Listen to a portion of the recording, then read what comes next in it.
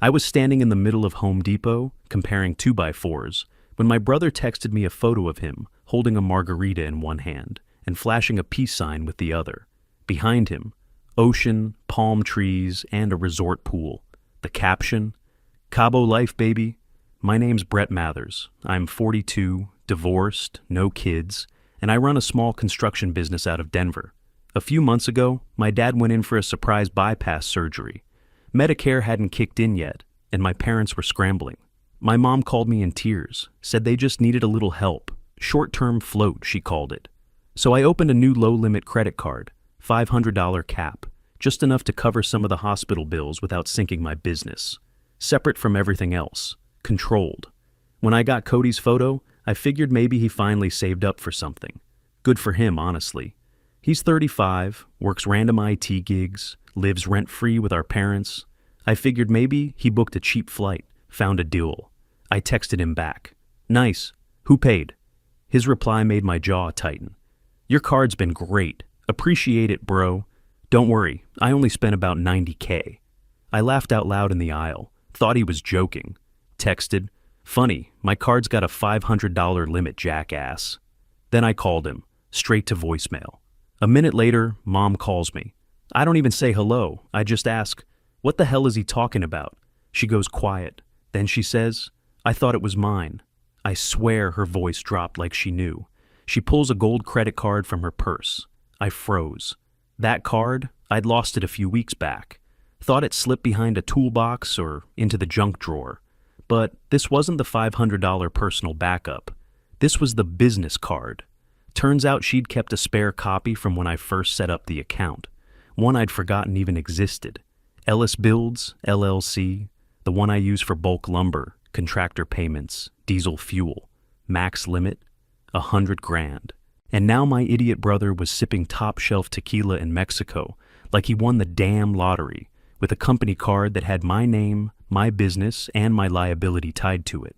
Quick note, before we start, how's your day going and where are you joining from? I didn't say a word, just stared at that card in my mom's hand. She looked nervous, like maybe this was the first time she realized it was serious. And all I could think was, how many charges, how much debt, and how the hell was I going to explain this to my accountant? I grabbed my keys and walked out the door. I drove straight home, didn't even bother stopping for dinner. Walked into the kitchen, tossed my keys on the counter, and opened my laptop. Logged into the Ellis Builds business account. $17,803.47. That was the amount currently posted, at least what had cleared so far. Some charges were still pending, so I knew the final total might climb once they cleared. All of it sitting under a charge list that read like some influencer's vacation log. Los Cabos Grand Resort, Blue Marlin Beach Club, Baja excursions, round-trip flights with first-class upgrades. One transaction was for a damn yacht rental. I clicked into the activity report and opened the IP log. Every charge was traced to the Wi-Fi at the same beachfront Airbnb, Cale Olas Altas, Cabo San Lucas. Then I opened Instagram, searched his profile. There he was, my dumbass brother, posing poolside, shirtless, toasting cocktails with two women I'd never seen in my life. Every post tagged with some tourist trap bar or beach. One of them had the caption, "Thankful to the man upstairs for this kind of blessing." I nearly threw the laptop. He wasn't thanking God, he was thanking me. He just didn't realize it. But what he really didn't realize, that card wasn't mine. Not personally, anyway. It didn't belong to Brett Mathers, the brother. It belonged to Ellis Builds, LLC. And what Cody just did wasn't a family spat. It was business fraud. Full stop. I shut the card down, froze it, reported it stolen, and called the bank. Still, a few pending charges slid through before the freeze fully processed. Then, I rang my attorney. Gina Ruiz answered on the second ring. No small talk, just straight to it. What's going on? He ran up 17 grand on the business card. Cody? Yeah. She was quiet for a beat. Then, civil or criminal? I didn't even hesitate. Both. Send me everything, she said. Receipts, card statement, Instagram screenshots, login records, everything. I spent the next 4 hours compiling every single thing I could find. Pulled screenshots of the posts, the tags, the timestamps, the card activity logs, email alerts, bank notices, even the texts from earlier. The insurance rep called me back the next day. Because this is a business account and the fraud total is over 50 grand across all pending and processed charges, you're covered. I hadn't realized more were still coming in. I thought the damage was under 20. The bank had already sent the full report to our insurer overnight. Then he walked me through the running balance. Some of those charges had been pending when I froze the card. The bank tallied them once they cleared. Turns out Cody had opened a second resort tab, tipped a bartender $500, and used the card for flights for 3 other people, not including the Rolex boutique charge that didn't go through, blocked by fraud detection, thank God. Total attempted amount? Over 73 grand. The bank locked it all. Fraud claim initiated, and that's when I did something I never thought I'd do. I texted Cody. Hope the tequila was worth it. The fraud unit will be in touch. He replied 10 minutes later, a laughing emoji. Then, relax, we're family. I stared at that message like it was written in fire. That was it. That was the moment I stopped seeing him as my brother. Because he didn't think he'd done anything wrong. He thought family was a get-out-of-jail-free card, that I'd just eat the loss, laugh it off, cover for him. Not this time. I screenshot the whole conversation and emailed it to Gina. She replied 2 minutes later. Perfect. That's your motive. Then she followed up with one more text. Let's bury him in paperwork. The next morning, my phone rang before I'd even had my first coffee. Mom's number. I almost didn't pick up, but did anyway. Her voice was steady, clearer than it had been in weeks. Brett, you need to let this go. I stared at the screen, felt my grip tighten. He stole from the company, Mom. It's just a credit card. He didn't hurt anybody. I pressed my palm into the counter, knuckles white. He used my company's name. That is hurting someone. That's hurting me. You always make such a big deal out of things, she snapped. No, I said, my voice low but sharp. I'm making a record of things. He was under pressure. He thought you'd say no. I did say no, and he did it anyway. There was a pause. Then she delivered the line that made my jaw lock. If you take this to court, don't expect the family to stand by you. For a second, all I could hear was my own heartbeat. I didn't yell, I didn't argue. I just hung up, walked to my desk, and opened the folder on my desktop, the one I'd been keeping for years. Inside was everything. Old texts, Venmo receipts, unpaid rent transfers, notes from bail money, even screenshots from college when he borrowed my car and left it in a parking lot with an empty tank. All of it labeled, dated, stacked like a case file. I dragged the entire folder into a new zip file called Cody Pattern and sent it to Gina. The phone buzzed less than 2 minutes later. Holy hell, she said. This is a pattern of financial dependency and abuse. Yeah, I muttered. Welcome to my life. Not anymore, she replied. With this, it's not a one-off mistake. It's a repeated pattern. This changes everything. I sat back in my chair, staring at the wall of my office. Old construction photos, my first business license framed in the cheap oak. The paper looked tired, like me. Gina's voice cut back in. I'm amending the suit. Fraud, intent, and now historical financial abuse. This puts him in a different category. Do it, I said. She didn't hesitate. Already on it. I ended the call and looked around the room. Papers stacked in neat piles, invoices ready for the week's work. I'd built this place nail by nail, job by job, and my own brother had thought it was his slush fund. The phone buzzed again, this time a text from Mom. Please stop this before it gets ugly. I stared at it, then set the phone face down. Opened my email instead and scanned the outgoing files to make sure Gina had everything. She did. The cursor blinked at me from the empty reply box to Mom. I didn't type a thing. Instead, I walked over to the cabinet, grabbed the rest of my old paperwork, bank letters, contractor checks I'd fronted for Cody's startup that never existed, and started scanning them one by one. If they wanted to call me the villain, fine, but they weren't going to call me unprepared. I fed the last page through the scanner, saved it, and hit send. I posted one sentence on the Ellis Builds Facebook page. Sometimes peace means holding people accountable. No names, no details, just truth. That night, someone egged my truck. It wasn't just some teenager prank either. They nailed the windshield dead center, cracked it halfway across, dried yolk dripping down the paint, baking under the porch light. I didn't even flinch. Just took the photos, filed the insurance claim, and drove my backup truck to the site in the morning. Next day, I bought a full camera setup. Motion sensors, cloud storage, night vision, the works. Took me 3 hours to wire it around the house and shop. 2 nights later, it paid off. Motion alert hit my phone around 2:30 a.m. I pulled the footage and watched a skinny teenager in a hoodie chuck a brick at my garage door. Missed, ran off. But the camera caught everything. Face, shoes, car, license plate. I called it in, cops ran the plates, turned out it was the neighbor's kid. 2 doors down. His dad? Worked at a drywall supplier. Cody freelanced for a few times last year. I didn't press charges, just burned the footage to a thumb drive and mailed it to Gina. When she called me back, her voice was practically cheerful. "They're panicking," she said. Once the insurance company confirmed the fraud claim, Gina filed the official paperwork.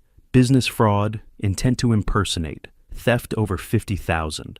She sent the documents out that morning. She said Cody would get them by Friday. He showed up Thursday, didn't call, didn't knock, just walked straight into my shop while I was going over time cards with my foreman. Stood there like he owned the damn place. "You took this too far," he said. I waved the foreman off and stood up. "No, you charge this too far." He stepped closer, arms crossed. "You're seriously going to ruin your own brother over some charges?" "Some," I snapped. "You stole company money and used my name to do it. It was a mistake. You bought bottle service, Cody." He scoffed, like I was the one being dramatic. "You always thought you were better than me." I didn't blink. Just reached into my desk drawer, pulled out a manila envelope, and handed it to him. "Subpoena, you've got 10 days. He took it, but didn't look inside. "You're cold." I sat back down and opened my laptop. "And you're a liar." He stood there a second longer, like he wanted to say more, but nothing came out. He left without another word. I waited until I heard the door click shut, then opened my work schedule and got back to the payroll corrections. 15 minutes later, my phone buzzed. Text from Gina. "He got served. Game on." After that morning at the shop, nothing. No calls, no texts, no surprise visits, just silence. And for the first time in a while, I didn't mind it. Then Mom started up again. "You're ruining the family. You didn't have to go this far. Cody's your brother." I didn't respond, not once. She sent 5 messages in 3 days. I left everyone on read. A week later, I got an email from Cody. Subject line, "Let's talk." "Please, Brett, I didn't mean to hurt you. I was stressed. I'll pay you back." I read it twice. The same guy who told me to relax now wanted sympathy. Annie still didn't get it. I hit reply. "It's not my debt anymore. Pay the insurance company." Sent. No second draft. No sugarcoating. 2 hours later, another email popped up. This time from Mom. Long paragraph, no punctuation. What kind of son destroys his brother over a misunderstanding? I almost laughed. Misunderstanding? Cody planned a week in Cabo and picked the card that wasn't his. That's not confusion. That's theft. The next day, Gina called. "Fraud claims approved. Business is clean. But insurance is going after him. He's not off the hook." I leaned back in my chair and looked around the office. For the first time in weeks, the air felt still. Clean. 2 days after that, one of my guys at the job site held up his phone during lunch. "Yo, Brett, this you?" The headline read, "Man faces lawsuit after charging brother's business card for Cabo." Trip below it, a blurry photo of Cody laughing on the beach, pulled right from his Instagram. I didn't say much, just nodded and got back to work. Let people talk. That wasn't my problem anymore. Later that night, I scrolled the comments section. A few trolls, some jokes. One guy wrote, "Snitches get stitches." Another said, "Good. Family doesn't mean free ride." I didn't engage, just closed the browser. The hearing was short. No drama, no outbursts. Just a cold room with bad lighting and cheap carpet that smelled like stale coffee. Cody walked in 10 minutes before it started, wearing a wrinkled button-down and scuffed dress shoes. No smirk, no swagger. Just eyes locked on the floor like he was trying to disappear through it. He didn't look at me. Didn't look at Gina either. The judge asked for the basics. Gina handled it like she always did. Cool, sharp, no wasted words. She laid it all out. Dates, charges, the IP logs from the resort Wi-Fi, screenshots of Cody's posts, the fraud alerts from the bank, and the official approval from the insurance company confirming we were covered, but pursuing restitution. Cody's court-appointed attorney didn't argue much, just asked a few limp questions about intent and stress. Gina shut that down fast. Then the judge looked at me. "Mr. Mathers, would you like to make a statement?" I stood. "I'm not here for revenge," I said. My voice echoed more than I expected. "This is about clearing my name, my company, my life." I looked right at the judge, but I could feel Cody shift behind me. I built Ellis Builds from nothing. I worked the job sites. I wrote the checks. I took the losses when we couldn't land contracts. I paid every vendor, every crew. I paused, not for effect, just to keep my voice steady. And then one day, I get a message that nearly 70 grand went missing. Not because of a hacker, not a scam. My own brother took it, used my business card for a vacation. Jet skis, booze, flights, hotel rooms. I turned slightly, met Cody's eyes. "He didn't just steal money," I said. "He stole trust, from me, from my employees, from my clients. This isn't about being hurt. This is about being done." The judge nodded. "Thank you." He looked through the file, flipped a few pages, and gave the ruling straight. The court sided with the insurance company. Cody was ordered to pay full restitution. His bank accounts were flagged for financial monitoring. He was legally restricted from accessing business credit or representing himself as affiliated with any LLC. Immediate effect. That was it. Bang of the gavel. Done. Outside the courthouse, Cody followed me down the steps. He stayed a few feet behind like he was building up the nerve. Then I heard him mumble, "Are you happy now?" I turned to face him. "No, I'm not happy," I said. "I'm free." He scoffed. "You think this makes you better than us?" I held his stare. "No, it just means I'm done cleaning up after you." His face twitched like he wanted to argue, but he didn't. He shoved his hands in his pockets, nodded once, and turned away. I watched him walk to his car, some old Nissan he probably borrowed from Mom. The passenger window was duct-taped. The bumper was cracked. He didn't look back. Gina caught up with me near the parking lot. "You okay?" she asked. "Yeah." "You did the right thing, Brett." "I know." We didn't hug, didn't need to. She handed me the final folder of documents, and I stuck them under my arm. Just black and white paperwork, but it felt like fresh air.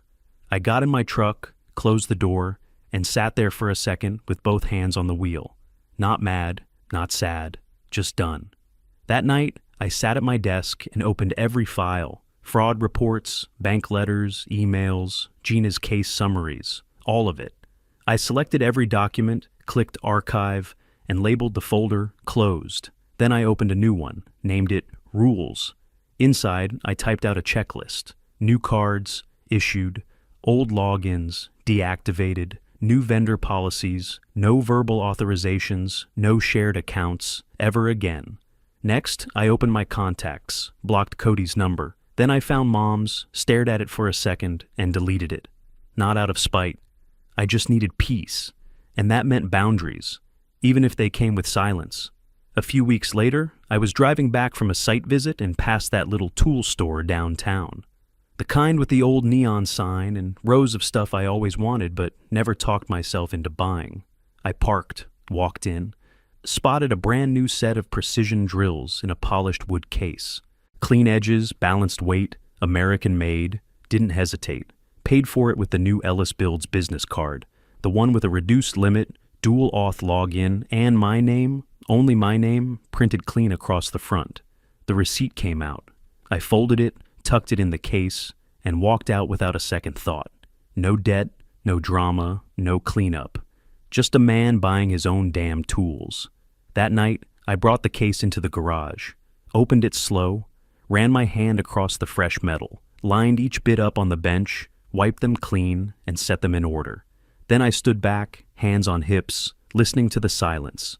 No buzzing phone, no guilt-tripped calls, no emergencies disguised as favors. Just space, just tools, just mine. Because forgiveness doesn't mean reunion. It doesn't mean smiling at people who spit in your face and calling it love. Sometimes forgiveness means locking the door, shutting the noise out, and finally understanding you don't owe anyone access to your life just because you share a last name. And for once, I didn't second guess it. I flipped off the garage light, walked into the house, and went to bed without checking my phone.